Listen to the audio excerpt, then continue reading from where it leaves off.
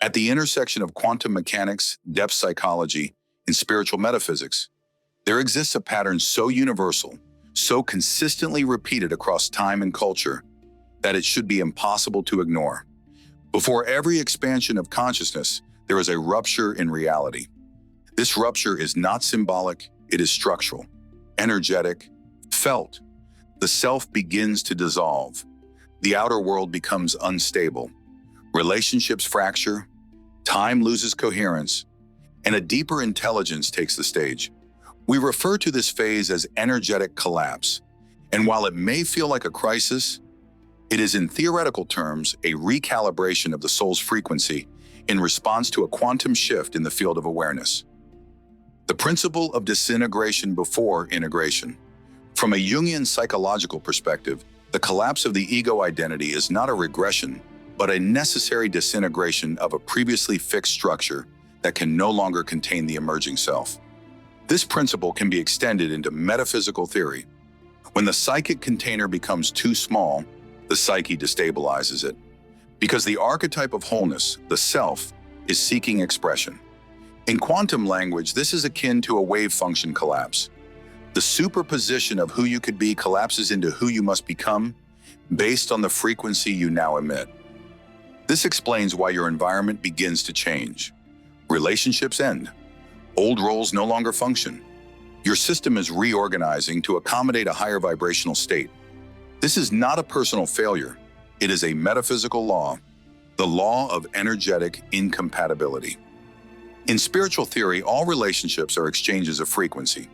You do not simply connect through words or roles, but through vibrational coherence. When your inner frequency shifts through trauma, healing, awakening, or spiritual initiation, the energetic contract between you and another is subjected to review. If the frequency match no longer exists, dissonance occurs. And in the presence of chronic dissonance, the field cannot maintain stability. This is where the theory of energetic incompatibility applies. Just as two quantum particles in entanglement can influence each other across space, two human consciousnesses once bonded must either evolve in tandem or break apart. This is not a punishment. It is harmonic necessity, non-reaction as quantum integrity. In lower states of consciousness, we react, we defend, we blame, we chase, we justify. But from a higher order system perspective, reaction is a symptom of entanglement with unstable energy. It perpetuates oscillation rather than facilitating coherence. The act of non-reaction is not emotional detachment. It is the quantum stabilization of your own field.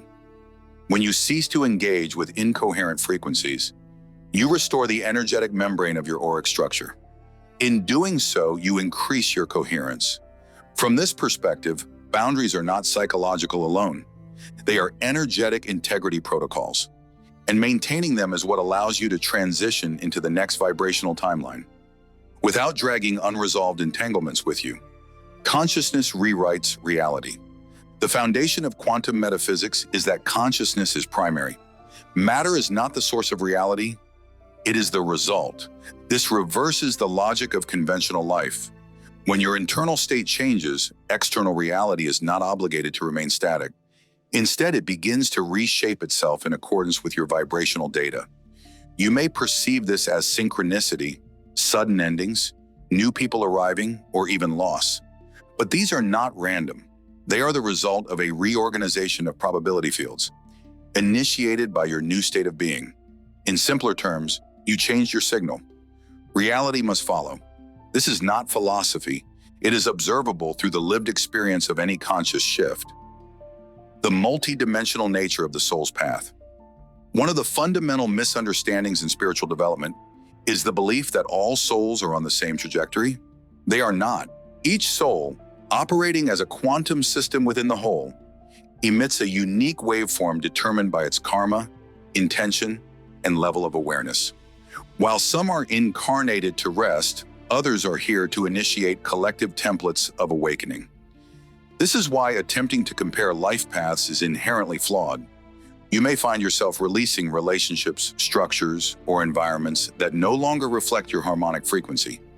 And while this may feel isolating, it is necessary for path coherence. The path of awakening is fractal and nonlinear. It appears chaotic to the untrained mind, but from a higher dimensional perspective, it is exquisitely ordered. Emotional turbulence as energetic intelligence.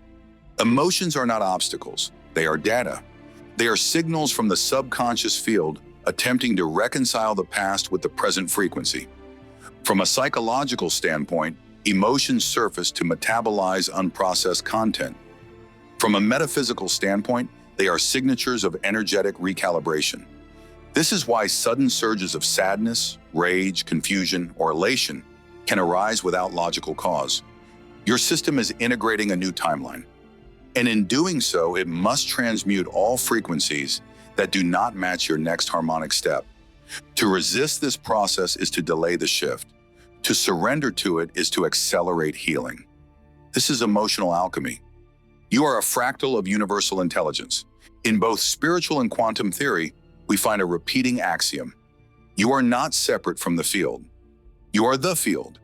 You are a localized expression of an infinite system, a fractal of divine intelligence, experiencing itself in a temporarily individuated form. When you remember this, you stop trying to force outcomes. You realize that life is not happening to you, but through you. This is the true meaning of surrender. Not passivity, but partnership with the deeper order. The universe is not chaotic, it is responsive, and your conscious participation in its unfolding is the act of creation itself, the archetypal death and birth of a new timeline. When a soul enters a transitional phase between two levels of reality, what is often experienced as pain or chaos is in fact the deconstruction of a former self that no longer holds vibrational authority. This process is archetypal. In Jungian terms, it is the descent into the underworld. In myth, it is the dark night of the soul. In alchemy, it is nigredo, the blackening, the dissolution. And in quantum terms, it is the deactivation of an outdated probability field to allow a higher pattern to emerge from the void. You are not falling apart. You are falling through the veil that once shielded you from the full presence of your own becoming. The physics of timeline separation. Every potential outcome in your life exists as a wave in the quantum field. Your focus, emotion, belief, and intention act as frequency coders. They determine which of these waves collapses into a particle, into experience. This is known in quantum theory as the observer effect. The observer influences the observed. But what happens when you no longer resonate with the version of you that created your current reality? The previous timeline begins to dissolve, and a bifurcation point emerges. You may begin to feel disconnected from your old identity, from your habits, your relationships, even your memories. This is not memory loss. It is energetic disidentification. Your consciousness is withdrawing from an outdated timeline and aligning with a new one. But in between those two states, there is the void, a liminal field with no form, only potential. Here, uncertainty is not an error. It is sacred space, the nervous system and frequency integration. As your frequency increases, your nervous system must adapt to hold more light. But because light carries information, this also means processing more truth, more insight, more awareness. So the body is not separate from the soul. It is the vehicle through which consciousness anchors into matter. So when the soul evolves, the body must recalibrate. This often manifests as exhaustion, anxiety, heart palpitations, or sudden emotional release. But from a systems perspective, this is integration. Your biophysical vessel is updating its capacity to match your multidimensional identity. Spiritual awakening is not just a mental event, it is a physiological one. And the more compassion you bring to the body during this recalibration, the smoother the integration becomes. Archetypal transformation and the symbolism of death. The archetype of death is not literal, it is symbolic. It marks the end of a phase, a role, an illusion, or a construct. But death always precedes rebirth. In spiritual theory, death is not an event, it is a passage. In psychological development, it is ego death, a stripping away of false identifications, so the true self can emerge. In physics, it is entropy, followed by reorganization. All these lenses describe the same process: Transformation through surrender. You are not becoming someone else. You are unbecoming who you were taught to be, so that you can embody the one who chose to incarnate here, fully, freely, truthfully. Parallel selves and the influence of multidimensional identity. Within quantum metaphysics, you exist not as a single, linear self, but as a multidimensional being, with parallel versions of you operating across timelines. Each decision, each shift in frequency, each internal transformation moves you closer to or further from these parallel selves. When you make a choice aligned with your highest truth, you align with the version of you who already exists in that reality. This is not fantasy. This is quantum congruence. You are collapsing distance, not across space, but across probability. Your intuition is the communication bridge between your present self and your highest possible self. And the more you listen, the more synchronized your life becomes. Spiritual grief and the dissolution of attachment. One of the most overlooked aspects of awakening is spiritual grief. This is the grief that emerges when a version of you dies, when an attachment dissolves, when a connection no longer vibrates at the same frequency. It is not the grief of loss, but of release. Grief is not weakness. It is the evidence of expansion. You grieve because you have loved. You grieve because you have attached meaning to something your soul is now asking you to transcend. From a psychological view, this is the mourning of the persona. From a spiritual lens, this is the liberation of identity. From a vibrational stance, this is purification. Let the grief move through. It is not regression, it is initiation. The role of opposition in the paradox of soul contracts. In every awakening journey, there comes an encounter with opposition. Sometimes this opposition comes through people, those who resist, betray, or misunderstand us. Other times it comes through circumstances, rejections, delays, sudden endings. But what if opposition is not the enemy?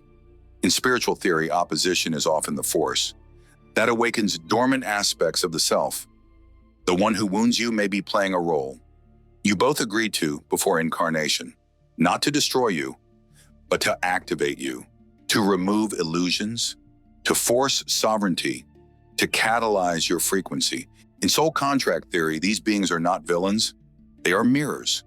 And when the lesson is complete, they no longer remain in your field. The contract dissolves. You are free to evolve. The ethics of energetic sovereignty. To embody awakening is to reclaim energetic sovereignty. This means you no longer outsource your power to external approval. You no longer abandon yourself for validation. You no longer carry others' emotional burdens as your own. Energetic sovereignty is not separation. It is sacred individuation. It is the ability to be in deep connection without losing your frequency integrity. This is the new paradigm of spiritual relationship, not based on need, projection, or control, but on resonance, respect, and alignment. You are no longer a frequency match for codependent templates. You are a steward of the truth encoded in your field. To live this truth is to walk in freedom, the embodiment of the higher timeline and the science of soulful reality. When the structure of your past identity dissolves and the noise of resistance fades, you enter a stillness that is not empty, but full of intelligence. This is not the stillness of inaction. It is the stillness of alignment. It is where reality becomes subtle, responsive, alive. You are not waiting for your life to happen. You are co-authoring it with the quantum field. But to write from the soul, you must embody the truth. Your frequency already knows. This is where theory becomes presence. This is where the higher timeline begins to unfold. What is the higher timeline? The higher timeline is not a location. It is a vibrational alignment with the most evolved version of your life path. It is not the easiest path, but the most resonant one. This path is encoded with your soul's unique blueprint, your deepest truths, and the highest possibilities for expression. You cannot think your way onto this path. You must become it. That means dissolving the false self, integrating your shadows, refining your energy field, and releasing the gravitational pull of fear, guilt, and old narratives. You become the timeline by embodying the frequency that already exists within it. This is quantum congruence. Frequency comes first, reality follows. Self-regulation and co-creation. Reality is not just happening to you, it is happening through you. As a projection of your internal coherence, this means your ability to regulate your emotional energy is directly linked to the quality of reality you attract. In neuropsychology, this is self-regulation. In metaphysics, this is energetic mastery. In quantum mechanics, this is waveform stabilization. When your internal state becomes coherent, that is, when your thoughts, emotions, and actions are in harmony, you emit a stable signal into the quantum field. The field responds by organizing matter around that signal. Synchronicities appear, doors open, obstacles dissolve.